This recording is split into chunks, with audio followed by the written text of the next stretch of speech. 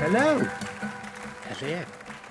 and welcome to Planet Marzipan, the Fish and Marillion podcast. I'm Mezza, and here's my mate. Craig Houston.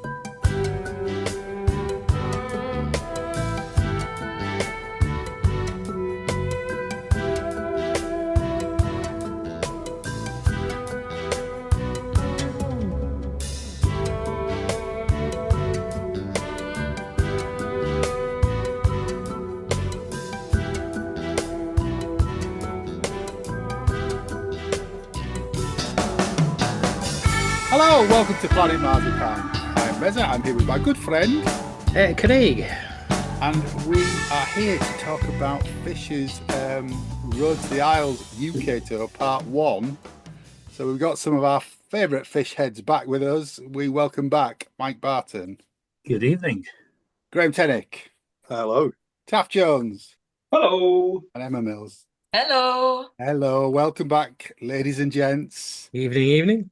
We are recording this episode on Tuesday, the 4th of March. And by the time this episode goes out to you guys, we'll have all done the final fish gigs and the Port Zealand weekend. So, So how did you think they went? Everything was absolutely brilliant. I couldn't believe that Trump started World War III while we were away. But here we go. Whoa. Oh, a heavy start. Yeah. Craig and his crystal ball again. So between the folks on the call, with the exception of Craig, we've all seen Derek at some point on this leg of the UK tour, quite a few times in some cases. So what I'd like to do is talk through what you've seen, which gigs you've been to. The tour started on the 18th of February in Haddington. Yes, it did. Yeah, I'm really sad that we didn't get a chance to go to Haddington because it was a big thing for all us company members. Yeah. And the fact that me and John first met at a Haddington weekend back in 1994. So it's just a shame that we couldn't make those dates work for us. So I shall now forever pet lip that we didn't get to do it. Well, actually, what was really interesting was that I don't know what the other guys are going to say, but we knew Haddington was special. There's no doubt about that. But something happened in Haddington that I wasn't expecting. So actually, there were tears, there was emotion. I was walking around the town at one point, and memories were just hitting me out of nowhere without me even trying to think about it. And it was, like you say, it was a massive trip down memory lane. And like you say, because of all the people we met there. So for me, everything started there, really, in respect to the friends that we hang out with now. So it was, I'm sorry, Craig and John, but it was really special. And just to say a little bit more, that the first gig, it was fantastic, but I didn't feel the emotion I expected to, and I began to question maybe we're older, maybe it doesn't feel the same anymore.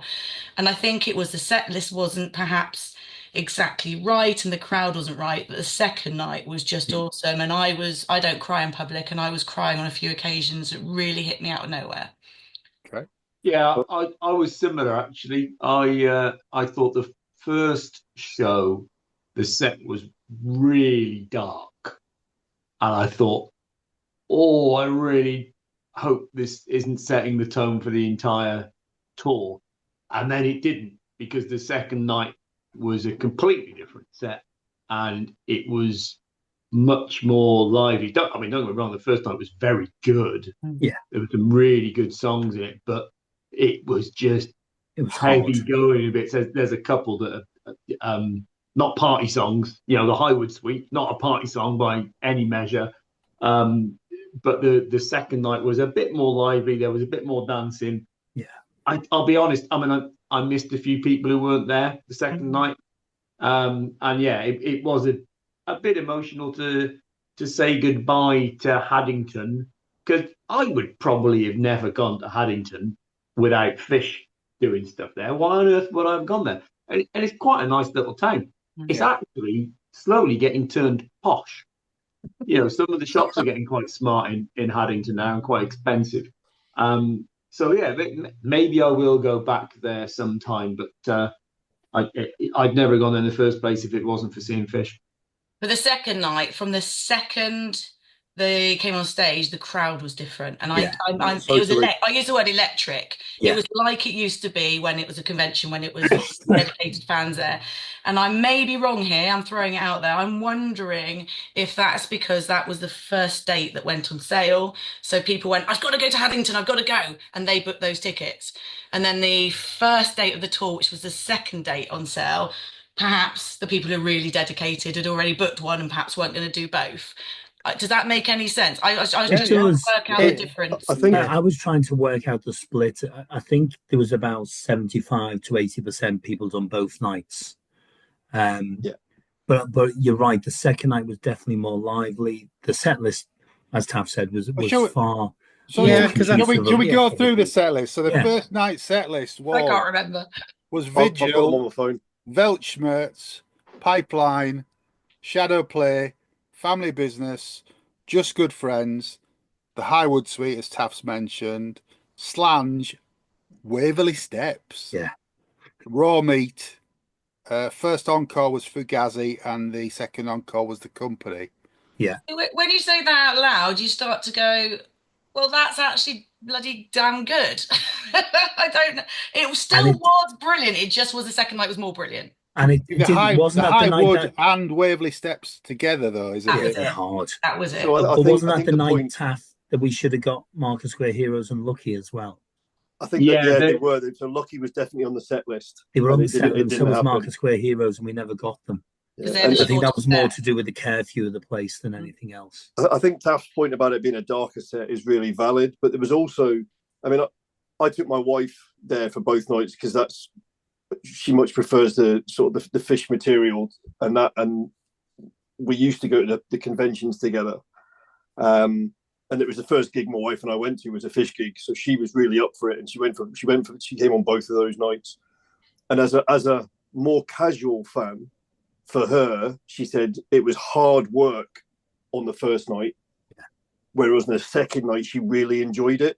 Yeah. And there was also something, I don't know what everybody else thought, but there was a lot of noise in the crowd on the first night. It was almost as if there was so much expectation. People were there all day, really enjoying themselves. By the time they got to the gig, some of them weren't in the best condition to actually attend the gig.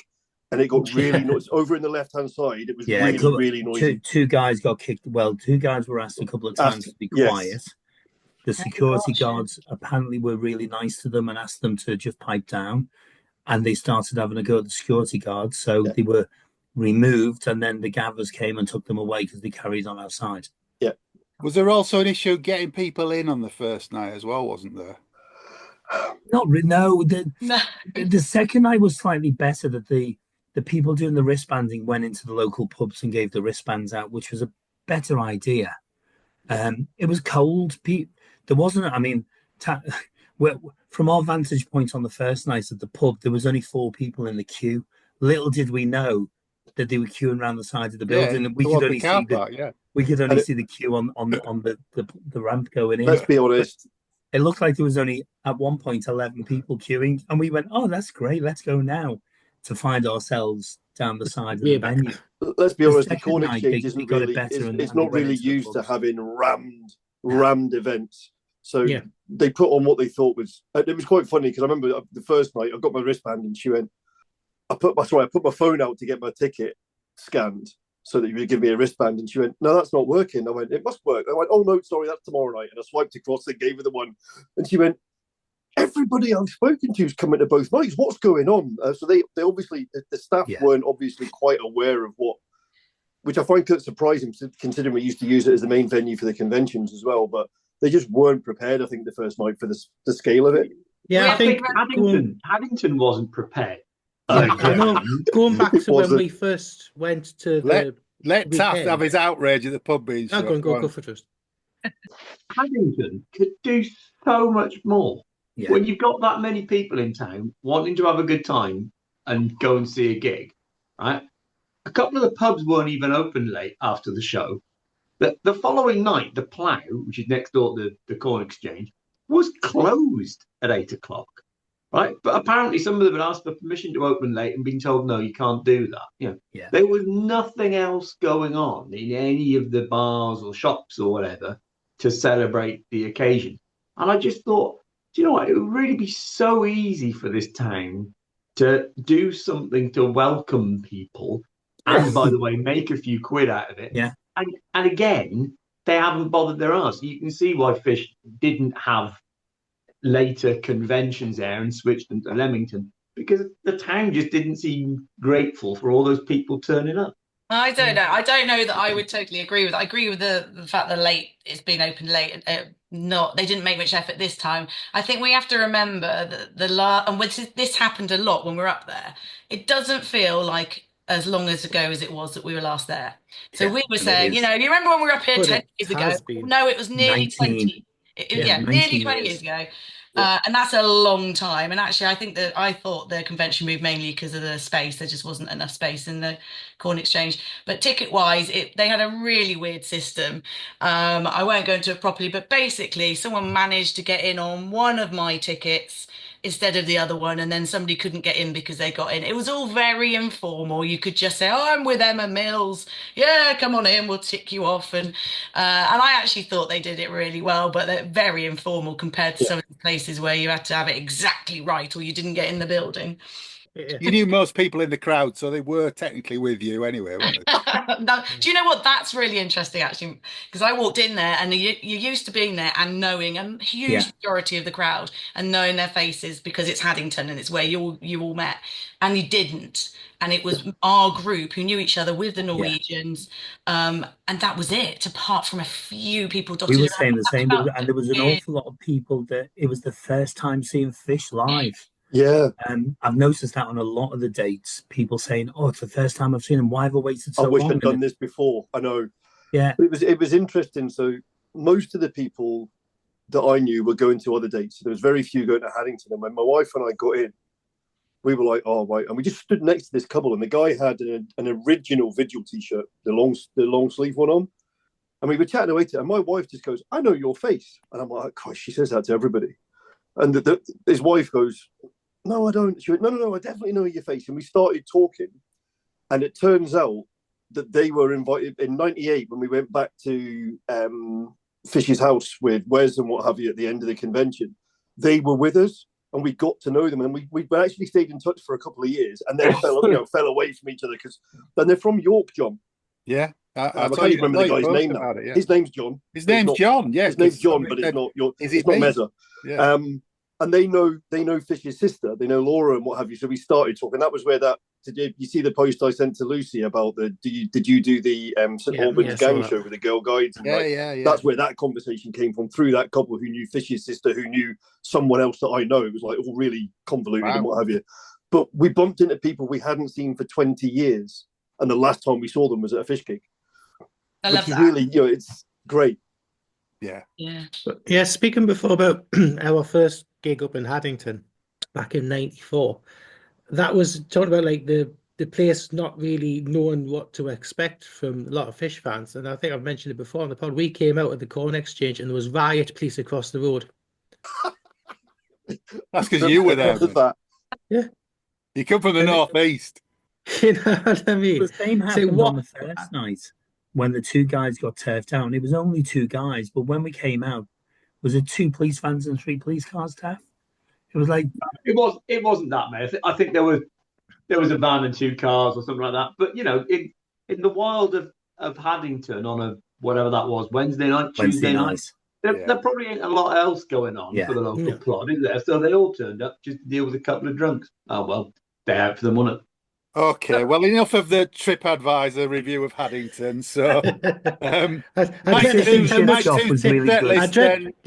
think how much the Maitland Field Hotel was this time. Stay there.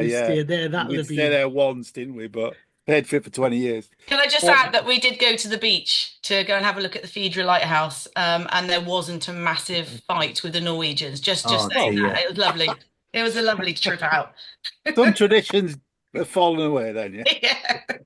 Set list on night 2 in Haddington was Credo, Big Wedge, Long Cold Day, Feast of Consequences, Goldfish and Clowns, Cliche, Incubus, and finished the main set with all of Plague of Ghosts.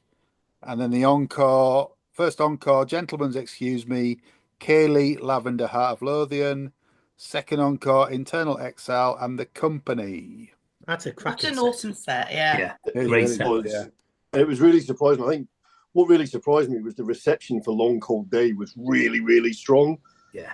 It's a brilliant song, but it was just good riff though. That opening riff, isn't it? Yeah, exactly. And even though it's kind of an angry, dark lyric, and it sort of going back to Taff's comment, it kept a vibe going. If you think about it, before that was Big Wedge, and then you've got that driving riff going, and it was. And even then, following it on with Feast of Consequences, that acoustic riff's really quite driving as well. So the whole thing just felt more upbeat than the previous night. Definitely. Yeah. I didn't stop dancing, I don't think, the whole gig. I couldn't hardly sit down afterwards. But yeah, that tells you how much my legs were killing me on the Thursday. Yeah. They really were. After the 2 nights, it was just unreal.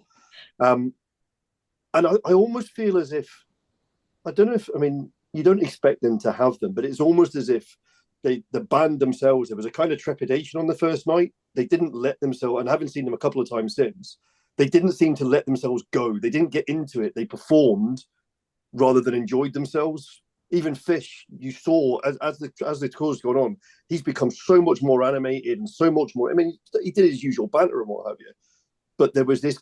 It was almost as if they were holding back a little bit the first night to say, "Is this going to work?" That's really interesting because I did get a feel of Fish not seeming to be as happy as I expected him to be in Haddington first night. So first night definitely was. Yeah, but the second night he did. The second night he was like, okay, that's over. They let rip. Basically, they let rip, didn't they? The band was so tight though. I mean, Robin is just phenomenal on guitar, but the whole band just seemed to gel so well. Yeah, it was it was really, really a top-notch band. It was a really great performance, and if I'm being honest, I wasn't expecting the performance to be as good as it's been. I mean, I've been blown away by the level, the quality, him holding the notes, him holding the songs. I mean, Elizabeth Antwi on backing vocals, and not backing vocals is wrong. She's complementing everything. It's augmenting rather than backing, isn't it? Yeah. But it's also, I mean, you're really right about Fish. I mean, John knows that there's been the last couple of tours I haven't gone because I went to see him at one point and I thought, no, done. There is no way he's going to pick this. He can't sing anymore. But then I wasn't missing this tour, so I went and the first night I was like, holy shit, he's actually singing. And again, he's really. Yeah. And then the second night it got better, and then since I've seen him since, it's just like, there is definitely that kind of release there where he's got it. Yes, he's come down several. He's got several tones. Profess to know octaves or semitone. He's come down a long range. Yeah. But I think the band have adjusted to that range as well. Yeah. Well, the next gig is Manchester Albert Hall, which obviously I was there with you guys, most of you guys. And the comparison I've got between Utrecht last year and that, there's no comparison at all. In Utrecht, there was no hijinks. The band weren't relaxed. They were still learning the set, even though it was night 2. But we got the high wood set over there. Whereas in Manchester, they'd honed the set from the Haddington gigs. Yeah. And that set, I think, rode out the next 4 or 5 gigs. A very, very similar set, which was Vigil, Credo, Big Wedge, Pipeline, Shadow Play, Weltschmerz, Feast of Consequences, Just Good Friends, Cliche, Incubus. I think he's actually allowing himself now to enjoy it, because it seemed to be on the run up to this and in between the start of the UK tour and the end of the European tour, he was I'm doing no interviews, I'm doing no publicity. I just want to get this over with. My career, I've I want to get to the Croft. I want to get to the Croft. I want to get to the Croft. But as this tour seems to be going on, he said he didn't want to meet the fans particularly. No selfies, no that. Yeah, he's gone back on everything. Yeah, and he seems he's to doing selfies. He's enjoying himself. Yeah. The end is in sight. Hang on. He hasn't gone back on everything. He's not doing the acoustic shows in the afternoon. Was he meant to? It's interesting. It's almost as he never said he was going to do acoustic shows. That was an acoustic. That was a talk of 2 shows in every town each day. No. No. That was a cunning that's plan. never been a thing. Yeah. No. So it's almost as if the tour was a millstone around his neck, because it's been planned for years, and everybody said, "Oh, Fish has been retiring for years." I went, "No, he hasn't. He's been planning his retirement for years. He hasn't been able to do it because of lockdown COVID and all and that things kind of like stuff. that. It all got put, not because, but he knew it was going to happen, and I think that was part of maybe Craig, part of the reason why it was like, I'm not doing this. It's like, I've had enough.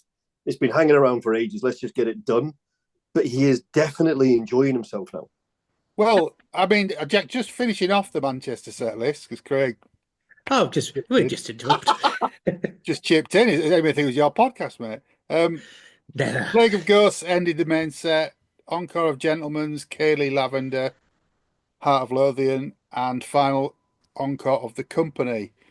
But the Albert Hall was absolutely rammed, wasn't it, in Manchester? Yeah, can I just carry on about the quality thing? Because that hit me in Haddington and then again in Manchester. But I'm assuming it's something to do with the fact that he's wearing an in-ear monitor. Is that the correct it's first time. So I've never known him do that. In fact, he's kind of made a real big thing about not doing that in the past. And I think that's one of the reasons. The other reason is I think his voice is better than ever. And the band are tighter than ever, but I was blown away in Haddington by the sound quality of his voice and the whole thing, to be honest. And then in Manchester, so those people who don't know, we're in an old Methodist church, a massive building that they've ripped apart. I mean, it's absolutely huge building. And it was rammed, but interestingly, rammed at the back and not at the front. So we had loads of room at the front. No one could get in and out of the back. Did they not? I didn't know. If you try to go to the loo, it was a nightmare. But that was my favourite gig on the tour so far in respect to sound quality and visuals. You could see everything. Yeah, it's a high stage, a very high stage. Yeah, but the audience, I thought, lifted it as well. Yeah, everything worked really, really well. I mean, I'd say it's my favourite. I got favourites for different reasons, but there was something about that venue that was really special, and I think it was the crowd partly. But yeah, you could see screen, which you couldn't see at Haddington really because they were stood in front of it. You could see that clearly. The sound was good. Yeah, it worked really well. He got quite emotional, didn't he? Did at the end, well. Yeah. Very last, yeah. Never seen that before. Either that or he stubbed his toe, I'm not sure. It felt genuine. I think it does, yeah. What made it emotional? You were talking, Emma, about like being in tears the second night. I think I was probably, I think there was about 3 occasions during that second gig where I was like, okay, this is hurting now. There's something hurting. But it was also, see, when he, the first time I heard it was the first night, and then he's obviously said it every night since in some situation. It's like, my name is Derek. I'm Fish for 2 more weeks. That was it. I was broken. But he needs to kind of update that because it's been 2 weeks for the last 2 weeks. Well, I think you're going to get a very different message this week, aren't you? Yeah. Ask me on Tuesday and I'll be Derek. Yeah. Yeah. I think he is getting more emotional every gig, as long as the crowd's a good one. Because it's nearer the end and the reality's kicking in, and it is for all of us. You know, we were joking, we've only got 2 more gigs now, and it's those 2 we're not talking about because it is getting real. And yeah. How was Manchester for you, Taff? I enjoyed it. Yeah, I thought it was a nice venue. I've not been there before. And it's like you're saying, the sound is so much better than it has been for years. Partly, I think that's Fish because Fish has finally got his in-ears working. I remember him trying them years ago, and he clearly couldn't. He'd have one in, one out, wouldn't he? Yeah. The odd thing is, he's still got 4 mighty great wedges on stage pointing up at him. So God knows how anybody's mixing his sound.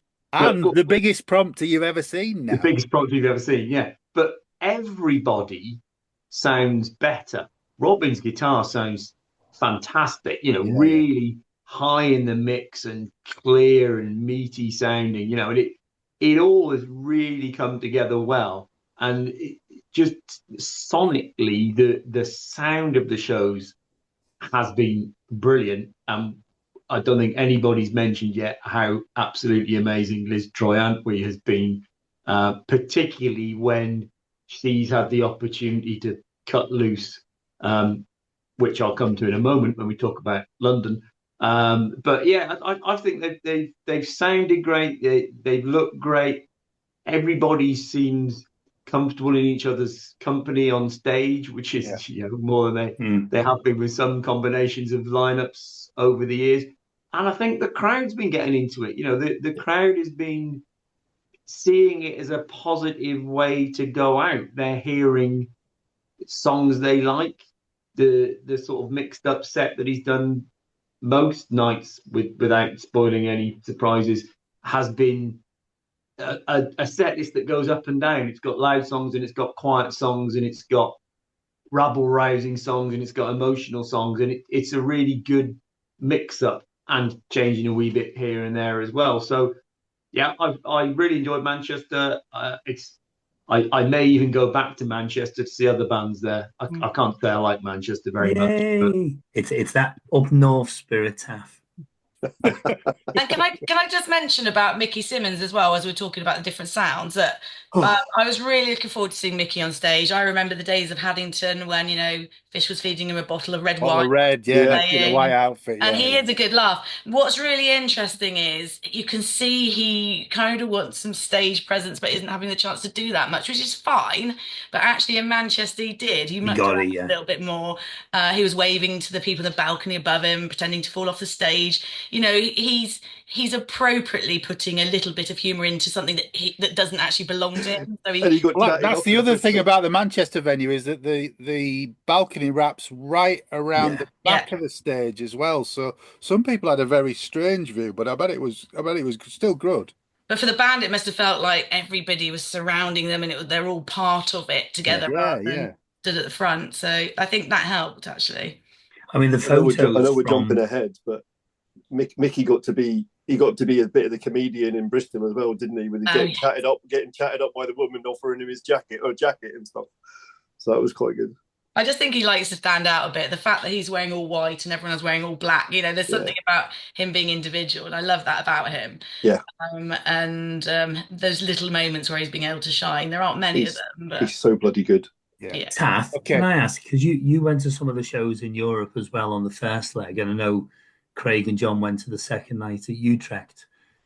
What's the comparison for you from that first leg to this second leg? Sorry, John, you're the question person. Oh, go for it. It's fine. So I'll take questions from the other guests.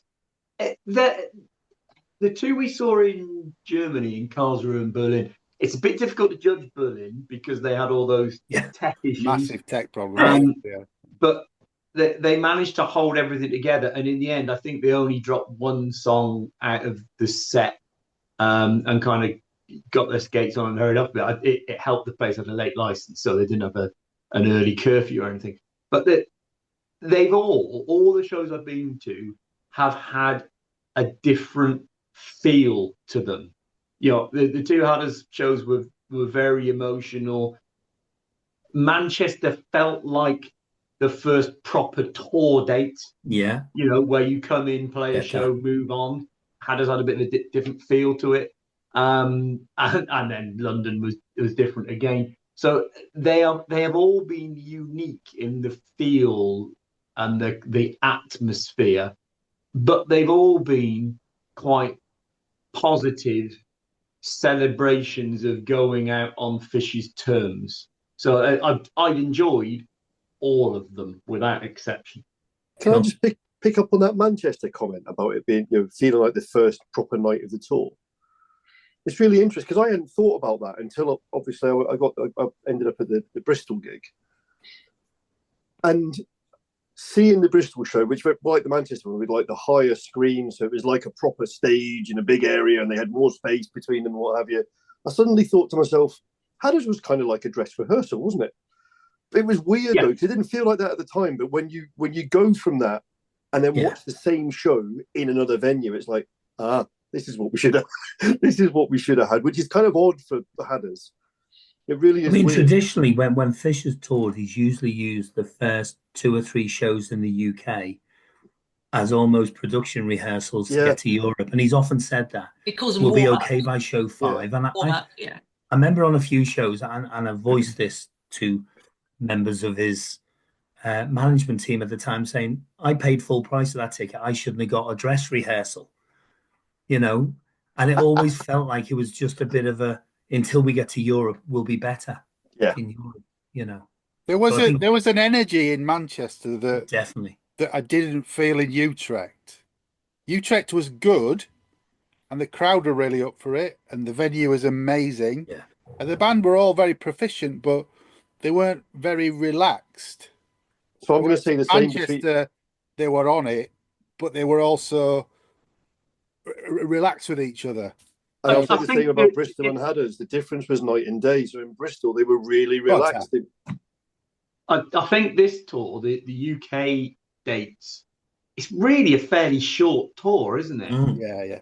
You know, so I suppose there isn't risk of them. Well, with all due respect to the hard work and the effort and stuff, they shouldn't be flagging that much from a 2-week tour. Whereas in Europe, where it was like 5 or 6 weeks, something like that, you've kind of got to preserve your energy a bit. It must be difficult to get up every night for every show, even if the crowd's having a great time. Whereas, you know, if it's the UK, the traveling isn't quite as arduous. The scheduling seems to make a reasonable degree of sense with the way they're getting around the country. You know, they've got a few breaks in the schedule as well. You kind of hope they'd be reasonably fresh.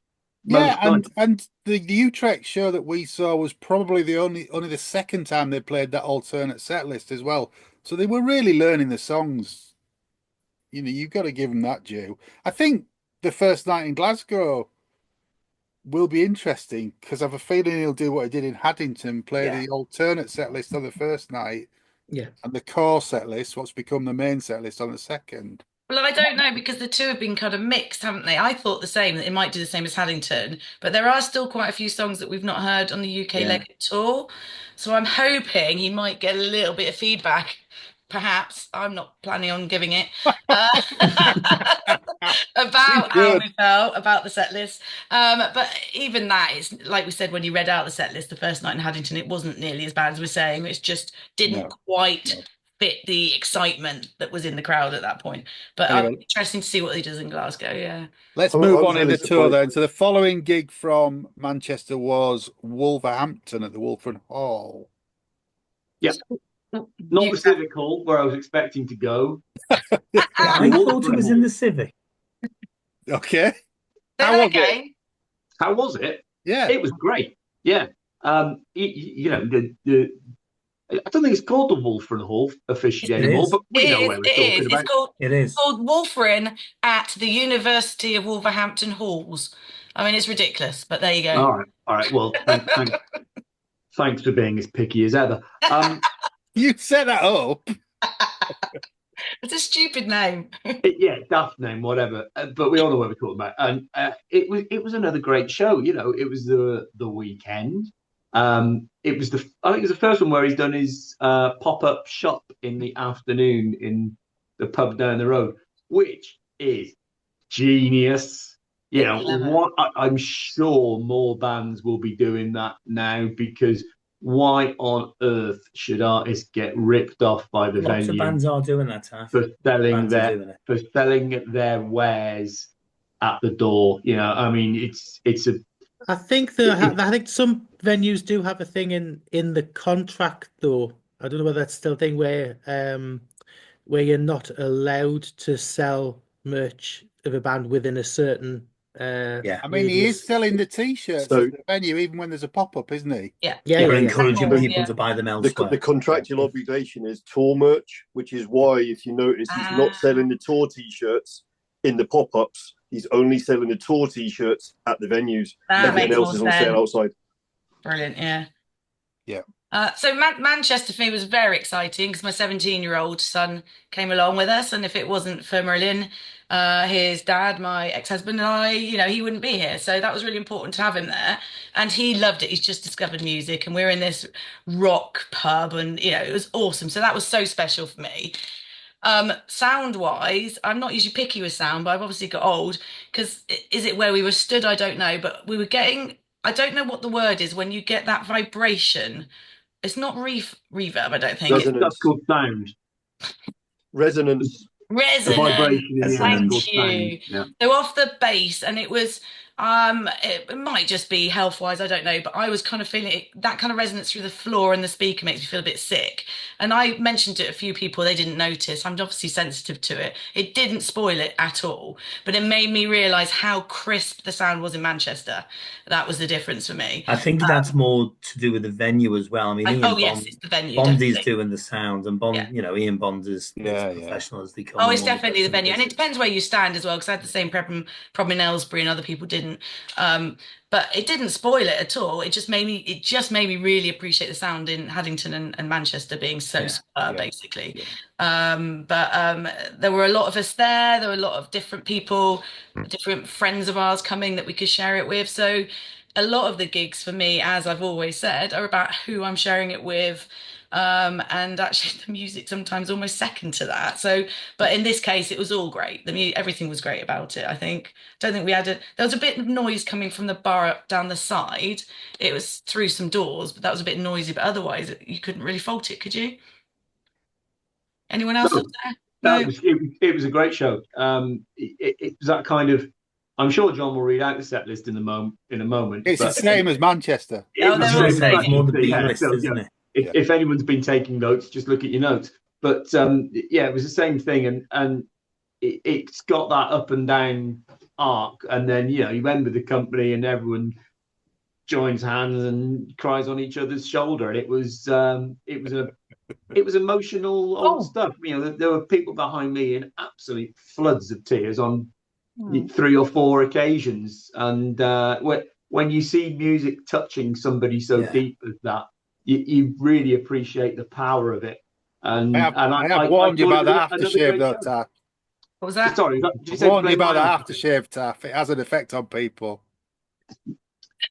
Sorry, one thing we forgot about Manchester was flipping awesome. No, we've moved on to Wolverhampton. No, but you can see.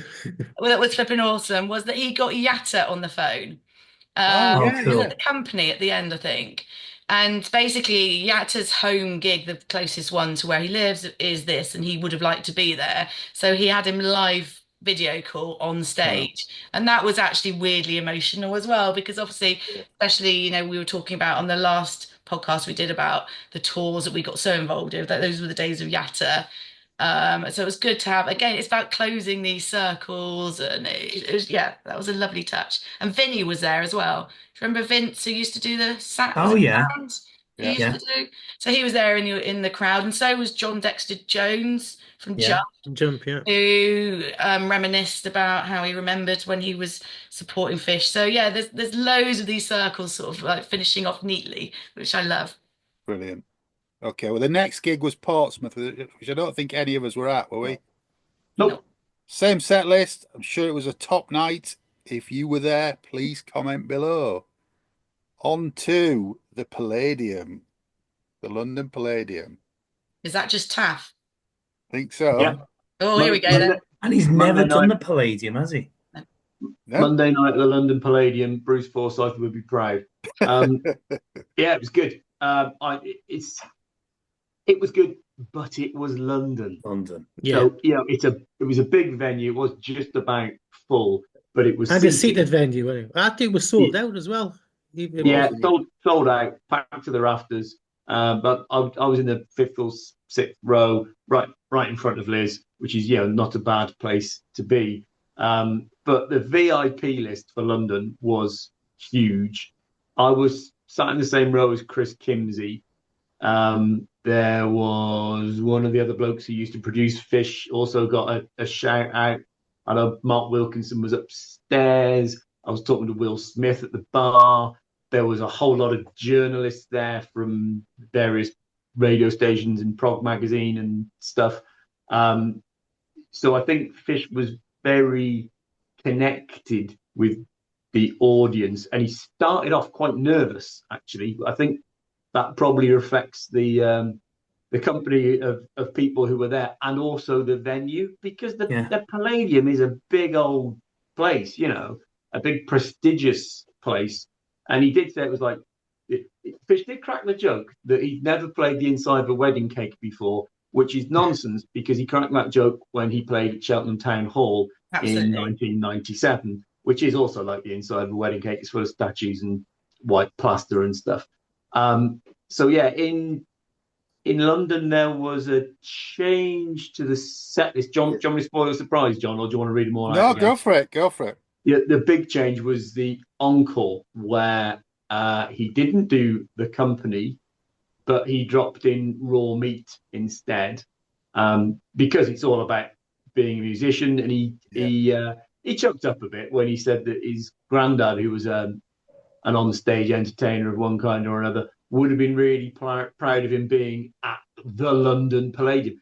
Of course he would. You know, it's a big gig for anybody, and whatever kind of line you're in, to perform there is a real feather in your cap. And it was a good show. The crowd was a little bit more subdued, like London crowds can be, especially when they're sat down. Yeah. But I think everybody had a good time. And I was talking to the guy next to me I'd never met, and he hadn't seen Fish for a few years. And he did the same thing. He said, you know, I've missed a few tours, but I didn't want to miss the last one. And I'm really impressed with it. It seems like a really good show. Even the reviewer from the Tory Graph said how good it was, and that he'd been missing out for years, which is remarkable after all this time. I know, the Guardian liked the show in Manchester, but yeah, even the Tory Graph said what a great show it was. So yeah, I was very impressed that like people have said, he could pull it off, because it's a big room. You need a big character to fill it. I think it's it's a bit strange that that the Palladium was the gig in London.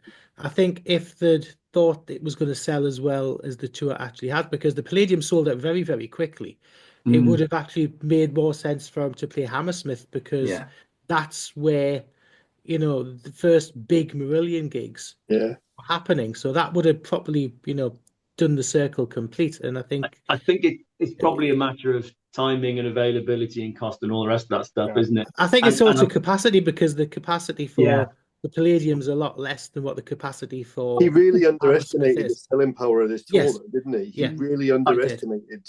But that's because he's not played venues of this size for a good few years, has he? Yeah. And he's not sold out. I've got to say, I must take my hat off to the support act, whose name escapes me, but she's Alysimon. Yeah, who's Diz Minutes' daughter. She was the warm-up act at the Palladium, and that was the first gig ever she has played with that band. She's done a few pub gigs and stuff, right? Wow. But to make your debut at the Palladium. That's something to tell your grandchildren, isn't that? Yeah. No, Diz was very proud. We were talking to him a couple of weeks ago in the episode that went out as we're talking last week. So what you were saying, Taff, about Fish saying about the what newspaper was it? The one you were just talking about. Telegraph. Well, that's what you call it. He was mentioning that at Aylesbury. He said, why are these things happening now? Now that I'm finishing, we could have done with this many years ago. And I think that fits in with the whole idea that he didn't really expect these things to sell out so much, but it's because he hasn't managed to sell out smaller venues for years. And it is this whole sense of, I've always wanted to go and see him. I really wanted to, but this is my chance. I'm going to have to now. And I think that's what's happening here. But yes, he you can see that little sense of frustration coming in, that he's like, all these great things are happening. Why is it happening now? I'm finishing. He said the same note, didn't he? In just going back to Haddington, I think it was the second night. And he said about Weltschmerz, I only sold 15,000. You're all bloody moaning that you can't get a copy of things, but no one bought it at the time. Yeah. And I think it's that frustration that, he has put out a massive body of work, and the completest and, the deluxe box sets will go fairly quickly, but it's that dripping out of the rest of the stuff. But also people are lazy and they haven't been able to buy it at their local HMV. They haven't been able to buy it on Amazon. They haven't been able to buy it on eBay. So if you have to look for something, especially for instance, if somebody wanted, like someone's a Fish fan and their wife's I'll buy a couple of your albums for Christmas. If it's not on Amazon, they're not going to go looking because they're lazy. Picking up on the merch thing, So at Haddington, the first night, I was looking at the t-shirts because I hadn't looked on the website, and there was you had made the comment about, "Oh, I've not seen fish before. This is the first time I'm seeing it." There was people standing at the merch store, the merch thing opposite the bar, and spending 300 quid. Yeah. And buying everything that was on sale because they didn't have any of the albums, other than Vigil, and they were buying all of the CDs and maybe some of the vinyl, and then all of the t-shirts. There was literally people just going up and said, "I'll take one of everything." That's ridiculous, though. How is that And happening? in contrast, I was stood by the merch desk at the Palladium, and they had the pop-up in the afternoon in pub around the corner, which was rammed. You couldn't get in the place. And I was stood by the merch desk talking to people for about 20 minutes, and I didn't see anybody buy anything in 20 minutes because the Palladium were taking 25% of all sales, which meant fish priced the t-shirts at £45 a pop. He had no choice, did he? That was the whole point. Palladium, 90 quid for the Fanny Adams out of that. And that's the best way, and that's why the pop-ups work. Yeah, 90 quid for a hoodie. 90 quid for the hoodie, and it was 60 quid in 65, 65 in Hadders, yeah. It's even 65 is quite a lot to spend on hoodies, isn't well, it? It is. I mean, I went to a gig on Sunday night, and the hoodies were 75 or 85 quid. The t-shirts were 45, and that venue was taking 0 in percentage. And that band that I went to see had 12 different t-shirts and 3 different hoodies, and they sold out of everything. Wow. Naughty. Yeah, I am excited about my son getting into music, but when you hear about the cost of everything, perhaps not so much. What's really frustrating is when you know how much they actually cost to make. Mike. But on the whole, fish is doing Before we all get the mad, right thing. let's move on to Aylesbury. Yeah. Well, no, hang on, there's Bristol. But never mind Bristol. that. Before that, talking about t-shirts, I mean, Planet Marzipan t-shirts are only £15. I mean, only and great quality. Unless you buy them at the Palladium. Hang on, a bit of a plug, made by the same people that make Fisher's merch. So a shout out to Sandy Fearful and Razzmatazz in Cone, because they do a fantastic job. And they will be available at all Still Marillion shows and Glasgow. Well, are they not the only people that do merch nowadays? Razzmatazz are brilliant. Yeah, I'll bring them to Glasgow. You do a plug. Glasgow's happened, Mike. Oh, it has, so don't bother, All of this is, I was going to, no point in plugging Port's Hill, it's all happened by the time this goes out. We had them. Put it out tonight. My God, we sold out in Glasgow, John. What, both of them? Oh, yeah, both sizes. Okay, Bristol. How was Bristol? That was the night after the Palladium. 2 thumbs up. Excellent. And Grae. Yeah, absolutely amazing. I haven't been to the Beacon since it's not been called the name we're no longer allowed to call it. I don't know if you know about that. What was it? It used to be called Hall, but it's all this thing, about So,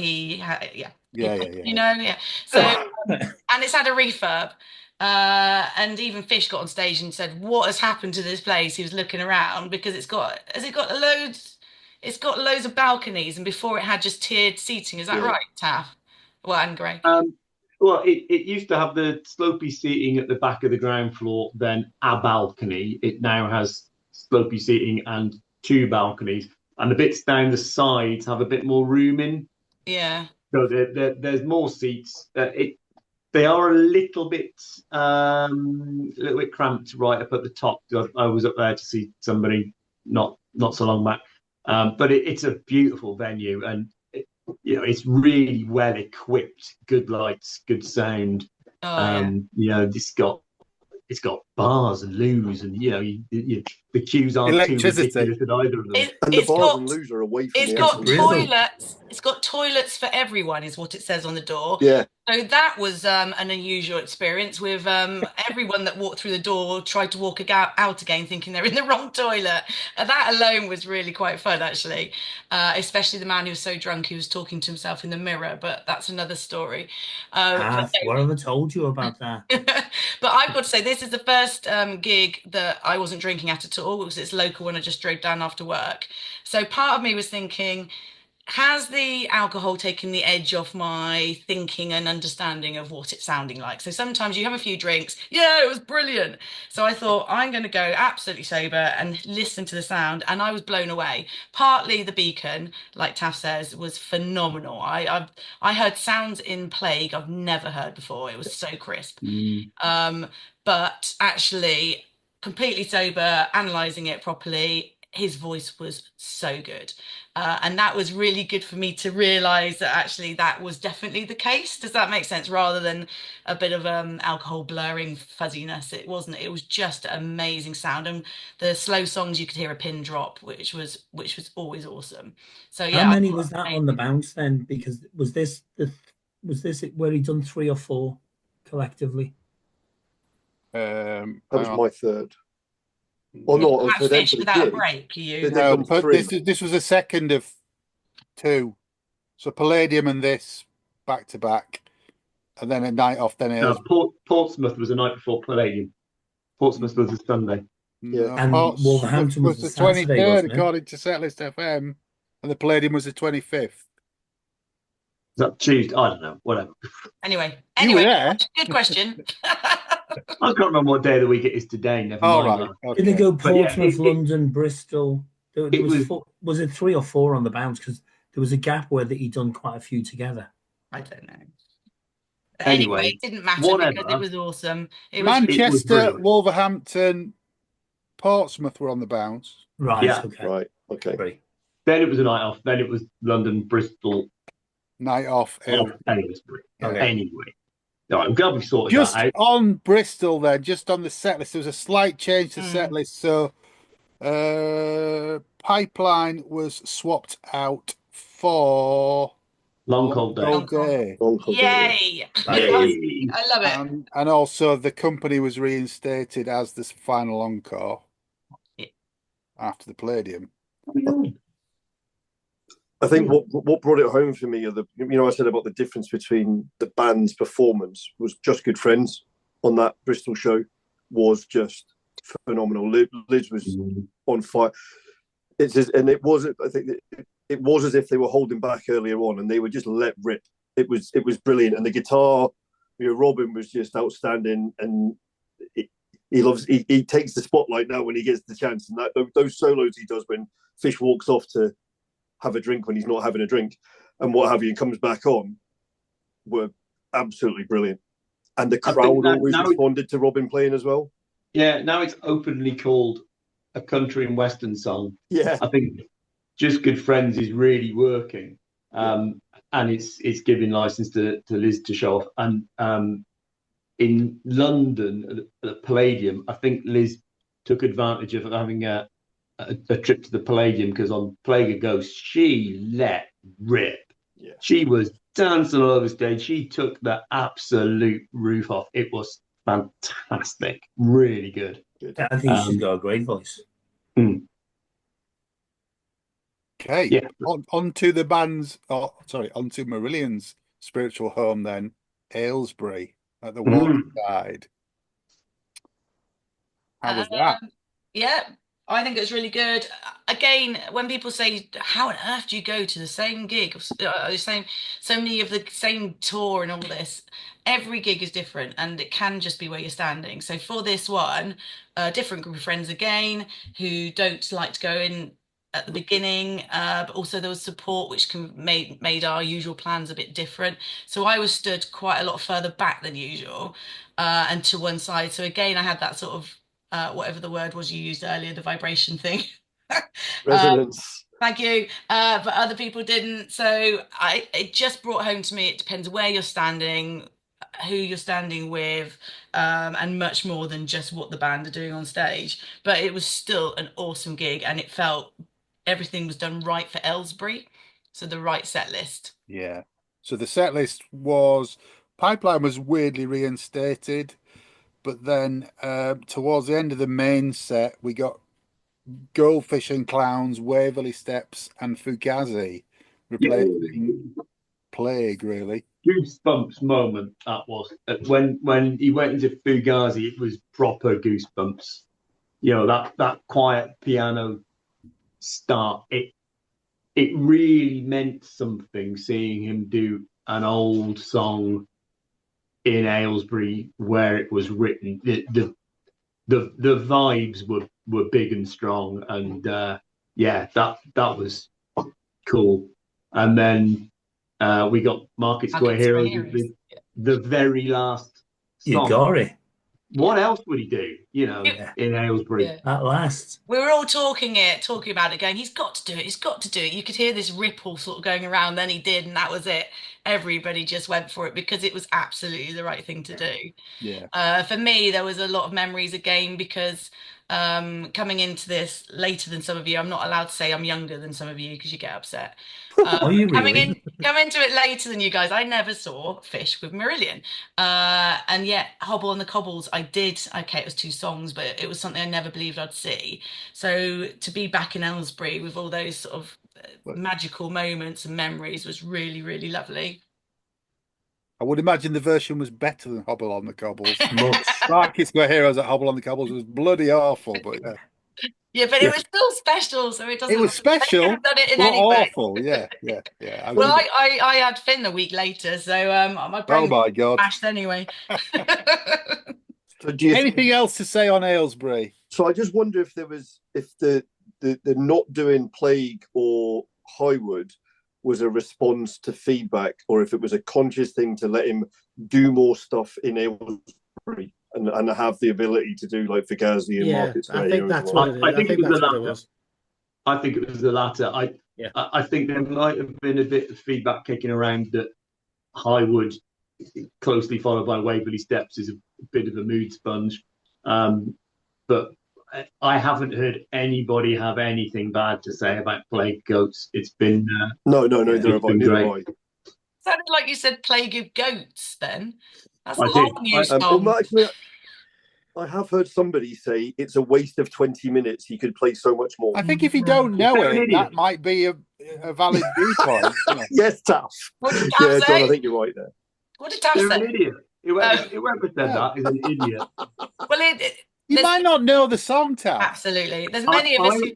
Irene read out a comment to me off some Facebook page somewhere that somebody complained that he did Plague of Goats when he could have been doing old Marillion stuff. No, right? It's Fish's farewell tour. He can do whatever he damn well wants to do. Well, he told us that as and well. He's capable of doing and doing well, and he's hitting all the points that he wants to hit. He's going out in exactly the manner he wants to. And wouldn't we all like to do that? You know, making people happy at the top of our game, getting great reviews, even from the national press that's ignored you for years.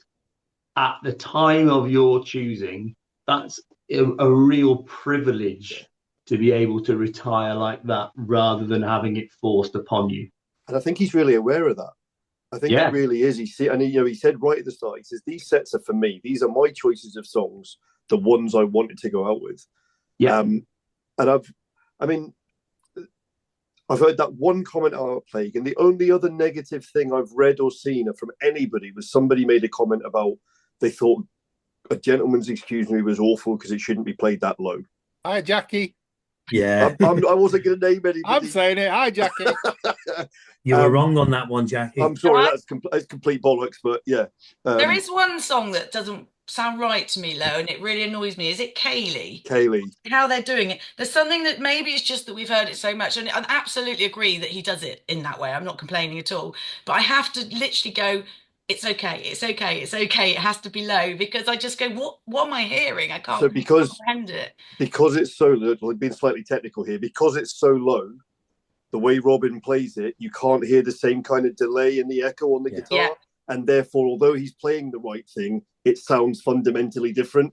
That's what I am. Yes, I didn't. You don't get the jingly. You don't get the jingly repeats, which you or the jangly repeats, which you get on Steve's part. So what was interesting, though, again, going back to Haddington, links into what Taff said about going out on a high and picking a set.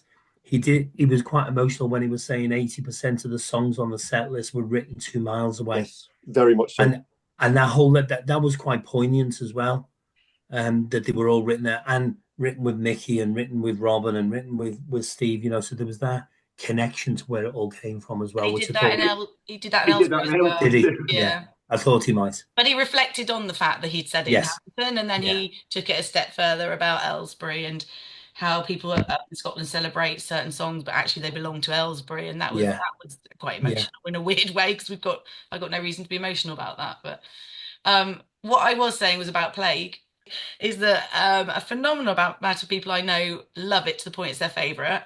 And there are going to be some people who don't like it at all, because there is bits of it that are just so unusual for Fish. Yeah. It's way out of his comfort zone in a way. My son heard it the other day and heard the drum beat and going, what is happening here? So I can see why, if it's not your thing, or like if Craig said you don't know it, it's a massive piece of music to be listening to. Yeah, well, it's only been around for 26 years, so come on, get with the program. But if you go to any gig and you don't know a song, I find that quite tough. But if you don't know a huge chunk, then yes, I can see that perhaps you'd rather the songs that you did know. But the other thing is placing them at the end of the main set. So if you don't know it, it's 25 minutes at the end of the main set as well. So if you know it and love it, that's great, because it ends with "We Can Make It Happen," and we're all singing that at the top of our voice. But if you don't know it, and then you get Kaylee. Well, eventually. Yeah, so they should be happy to have Kaylee. That's fine. We're gonna have Plague. On the whole, it's very well received. Yeah. Okay. Oh, yeah. Moving on the tour then, Cambridge, which I don't think any of us were at. No. The set list reverted back to the core set list with Long Cold Day instead of Pipeline, but Fugazi is introduced as the second encore before the company. Oh, wow. I've heard great things about that show. People I know who were there say it was absolutely fantastic and the best they've seen in donkey's years. So the Corn Exchange is a lovely venue, though. It's a great venue. And at time of recording, the most recent show was at Rock City a couple of nights ago on the 2nd, and the set list looks to be the same as Cambridge. But that's been a different kind of gig to the rest of the tour, though, hasn't it? That's been a bit more like old school, hot and sweaty, standing gig. What, Rock City? Rock City, yeah, because the reviews, what people have been saying, you know, it was really, really hot in there, and there was a bouncing atmosphere, and like an old school Fish gig, isn't it? Yeah. Good venue, Rock City. I hope he keeps Long Cold Day in. It's also one of the venues that doesn't charge commission, so everything was on sale in the merch store rather than the pop-up, wasn't it? Yeah. So as we stand now, Mike's going tomorrow night in Liverpool. Liverpool tomorrow, and then the last two in Glasgow. And then we're going on Thursday night, Craig and I, to Newcastle City Hall, which still isn't sold out, is it? No, it's a big venue. Massive, what you'll see with City Hall, I mean, as a seated venue, it's about 2,300. So with the seats out on the floor, that makes it possibly one of the biggest gigs on the tour, just for physical capacity of people. Yeah. And midweek, which makes a big difference. If it had been Friday rather than the Thursday, I think it probably would have sold out by now. Is it Aberdeen Friday? It's Aberdeen on Friday. Aberdeen's Friday, yeah. Aberdeen's Friday. And then we will all reconvene in Glasgow on Sunday and Monday. We will. Big tears.